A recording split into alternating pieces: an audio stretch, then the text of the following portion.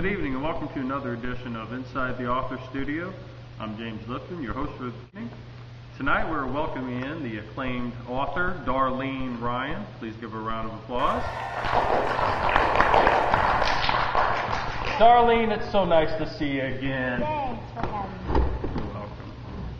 So Darlene, how's it going? Good. I'm doing well. New book out this year, I hear? Yeah. Title of it is what? Saving Grace. And you enjoyed writing this one? Yeah. I'm glad to hear that. And before we get into the book, though, let's talk a little bit about your personal life. Okay. You married? You are. You have children? Yeah. What's your husband's name? Tom. Tom. Is he a nice fella? Yeah. And your children's name? Eric. Oh, just one child? Yeah. A boy, apparently. How old is he? He's married. He's 23. Boy, you're an old cookie, aren't you? So, and your child, and you have grandchildren? Yeah. Really? And you're a grandma. That is so nice. Well, let's continue on with our questions so our audience can still be captivated by your answers. As a child, what did you want to be when you grew up? A TV director. A TV director. How does one want to become a TV director at a young age? Well, my father was into the TV. It makes sense that you ended up doing something similar to that by being an author and writing and having that. All right. When did you first realize that you wanted to be a writer? In 9th grade. The 9th grade. And what happened? My teacher asked me to write a play, and it just kind of turned into a book more than a play. And did that teacher help you have it published, or did they do No, anything not with really. it? We just kind of keep writing more and more. Once we find a good one, I send it to publication. Cool. And how old were you when you had your first book published? 23. 23, so you're still pretty young. Still learning. All right. How long does it take you to write one of your books? It depends on how long the book is. Saving Grace took a little 2 months. Well, that's not that long. Did you have any, was there any inspiration behind the book? Yeah. Just, I heard it on the news and I read papers about people using the naps on their mothers after being adopted. And that kind of gave me an idea that I looked at it. Great. Well, we're going to hear a little bit more about your book in just a little while, so we're going to get through a couple other questions here. What type of schedule do you keep as you write? Usually I get up around 8 o'clock to and then go get my Cool. Is there anything additional that you need to have with you at all times? Do you have like a funny hat, or do you? No, usually coffee and Coffee, something warm to drink in the sunroom. All right. What's the process that you have to go through now that you're a big successful star in writing to get your books published? Not a lot.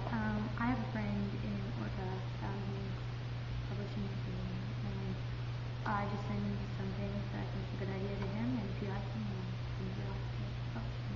Cool. That works out well. It's good to be a well-known author. Saving Grace, you said you actually got the information from a news story. But what about other books that you've written? Where do you get your ideas from? I usually get my ideas sometimes just walking through Walmart, eavesdropping on conversations, getting different ideas like that. That's a good idea. So real life stuff. Yeah. And you turn nonfiction into fiction. All right. You wrote your first book at 23. What do you like to do when you're not writing? What hobbies, activities, interests do you have? Just hang out with my family and my grandchildren and So nothing physically? No. You're just kind of a lazy person? Yeah. That's all right, though. Families are very, very important. And what does your family think of your writing? They like it. They usually read all my books. They just ask if they have them. I ask them. That's a good idea. Keep their stories out of it? Yeah. I see. And what was one of the most surprising things you've learned while creating books? Try to do my hair like as real as you can and not go on about the same thing. Try and keep the readers interested. That's a good advice there for aspiring writers in the audience. How many books have you written? 5. 5. Do you have any suggestions to help me become a better writer? Yes, just stick with it. If you think you don't have a good idea, then better, they'll try to find me topics more interesting. Thank you. Do you hear from your readers much? Some from students trying to get help on projects, or just readers who think I have a good book and something. Well, that's nice. And do you often answer your readers that Yeah. send stuff? Even I those have dorky little freshman girls that send stuff to you? I have a website that has links for it goes directly to me. Oh, that's fantastic. That's one of the things about having books is probably wanting to sell them. You need a website. So, great. This book, Saving Grace, is probably can be read by adults as well, but mainly for kids because it's through Orpheus Soundings. But do you create books for adults? Not really, unless I get it from an older perspective. Uh-huh. And what do you think makes for a good story? I don't know. There's nothing really that I think makes a good story. Just speaking, that really happens. Uh-huh. Well, one last thing, and what I'd like for you to do is kind of give us an overview or a summary of, from beginning to end, of your book, mainly for kids through Orpheus Soundings. But do you create books for adults?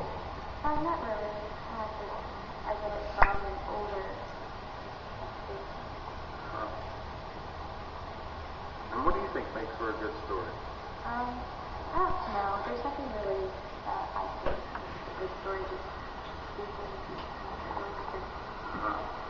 Well, one last thing, and what I'd like for you to do is kind of give us an overview or a summary of, from beginning to end, of your book, Saving Grace, as we could see here, written by Darlene. That is it. So give us an idea. What happened in the book, and, so we'll make these readers go out and buy your book. There's a teenage girl, she gets pregnant, and her father doesn't want her to keep the baby, and she does. And the father puts it up for adoption. So the baby gets adopted to a family nearby, but the girl never sees the kid. And after a few months, she starts finding the kid, and she finally kidnaps him. Wow, kidnapped her, huh? And then they try to run away, and she says her boyfriend is the father of the baby, and the father gets Her baby tired of daddy. it. Yeah. And the father gets tired of it, and says, I'm running you out, and goes to the gas station and calls the cops. And she runs away before. Wait, the father of the kid did this? Yeah. He did because it was right for her to be seeing the baby after they had a happy home. Sure. And she was eating at a restaurant, and the baby was sick, and it was just so that the kid was sick. No, so you don't even know what happened. No, I don't know anything. You gonna write a sequel to it? That would be nice to see how Grace ends up. Does she pass away at the clinic? Does she grow up to be first female president? Well, I hope she sure write another one to finish it. Well, Darlene Ryan, your time has been well worth the appearance fee we had to pay for you to come here tonight. We thank you for your time. Thanks for watching another edition of Inside the Office Studio. I'm James Lipton. Thanks and good night.